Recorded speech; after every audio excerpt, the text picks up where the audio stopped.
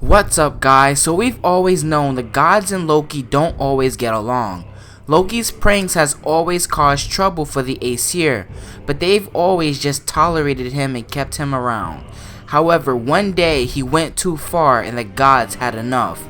This is the story of Loki and the day the gods had enough and he vowed revenge.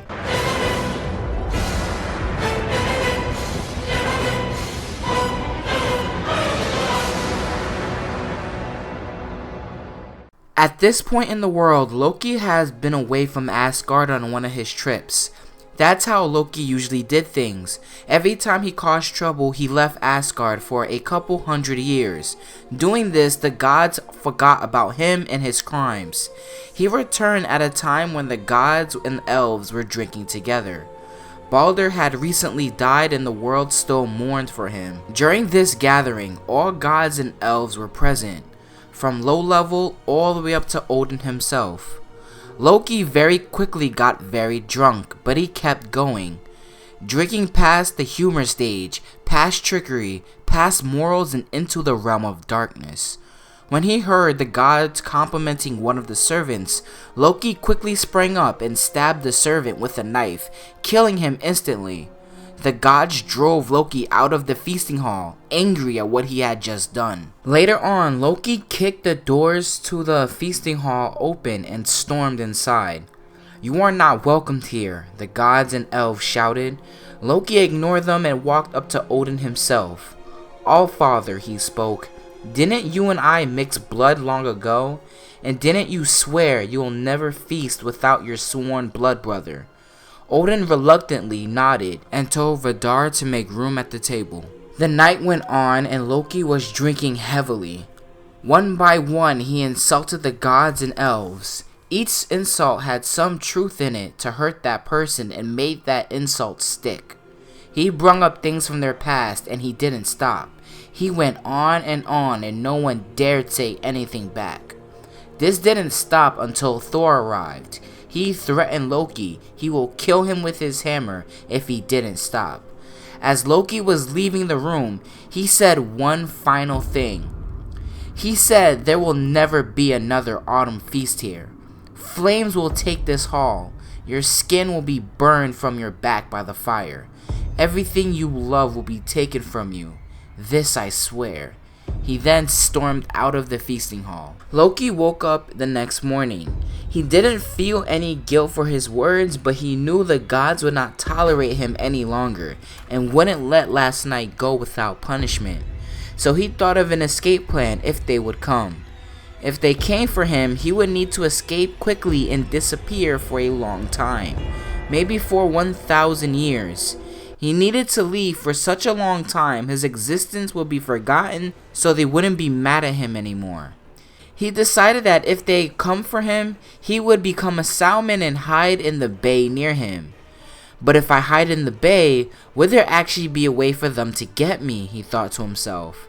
That's the type of person Loki was. He created strategies against himself. So if anybody ever used one of his strategies, he'll know how to get away. So he sat there and thought of the best way to catch a fish. He'll have to invent something new. Taking two long strings together, he weaved them and stringed them up together and created a net. He complimented himself on creating such a brilliant invention. If the gods would use this, he'll use the waterfall and escape into the ocean. As soon as he finished this thought, he heard voices down the hill. It seemed like a group of gods were now coming for him. Throwing his net into the fire, he fled his home. The mighty Thor and the rest of the gods searched the house but didn't find Loki. As the group of gods searched the home, Kvasir had found some string in the fire. Kvasir was wise. He figured the only reason Loki would burn the string is because he didn't want the gods to use it. Kvasir examined this net, took other strings he found together and weaved them up and created a net of his own. He then showed the group of gods how to make it and together they all created a huge net. Realizing that it's great for catching fish, Kvasir put it all together. Loki must have transformed into a fish near the bottom of the hill by the bay. Together with the big net in hands, the gods raced down the hill and applied the net in the water.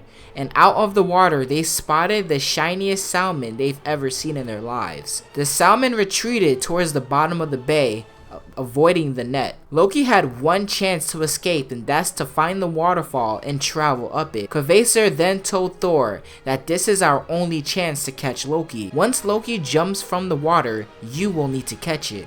It will be very slippery. Struggle harder than anything you've ever struggled against. Moments later, just as Kvasir said, Loki jumped towards the waterfall. And like a bear jumping for its prey, Thor grabbed the salmon, which struggled hard.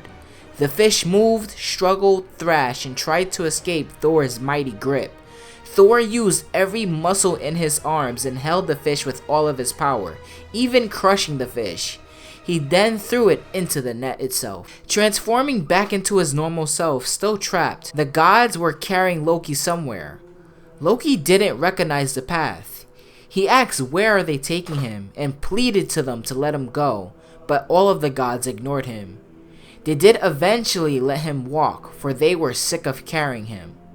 They got to a cave which led underground, and it was here that Loki will swear revenge on the Aesir. They traveled down the cave and eventually reaching the bottom, where Loki's two sons, Vali and Nefari, and his wife, the goddess Sign, were. She was holding a pot. "Do not hurt them," snarled Loki. "You cannot kill him," Vali yelled.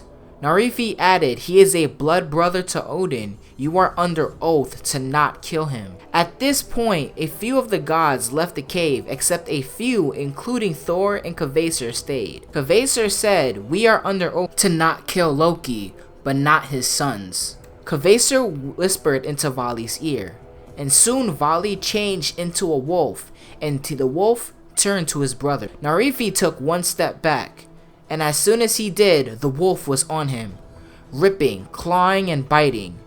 Narifi was brave and strong. He didn't yell or show any pain. He just took it and didn't struggle. After Narifi was a pile of guts, the wolf ran out the cave. Sign now cried for her dead son. The remaining gods took Narifi's entrails and guts and weaved them together. Then they took off Loki's shirt and used the guts to tie Loki down to a rock. Using magic, they made the binds unbreakable. "What are you doing to me?" Loki yelled. Ignoring his pleas, they continued. They pulled out a snake and placed it above Loki's head. The snake then dripped out a drop of poison which hit Loki's head. Thrashing violently, Loki screamed at the pain. It burned his skin. The gods turned to the wife, Sign. She said, "What are you gonna do to me?" Kvasir replied, "Nothing. You're free to go." The remaining gods then left the cave. Sign, looking at the pot in her hand, she used it to stop some of the poison dripping on Loki, and there she stayed. Once the bowl became full of poison, she drained it outside the cave. When she left, the poison freely flowed on Loki's head, and he cried with agonizing pain. Their husband and wife will stay, until the day comes when Loki will finally get his revenge. Until the day the gods and the giants will go to war. Until Ragnarok. What's up, guys? So how did you guys enjoy this story of Loki pissing off the gods and the gods attacking him? They kind of went a little bit overboard in my opinion. They're just very butthurt. But let me know your thoughts. In my next video, I'm going to talk about how this could relate to the next God of War game. I'm going to be out of here. Thank you guys for listening. Deuces.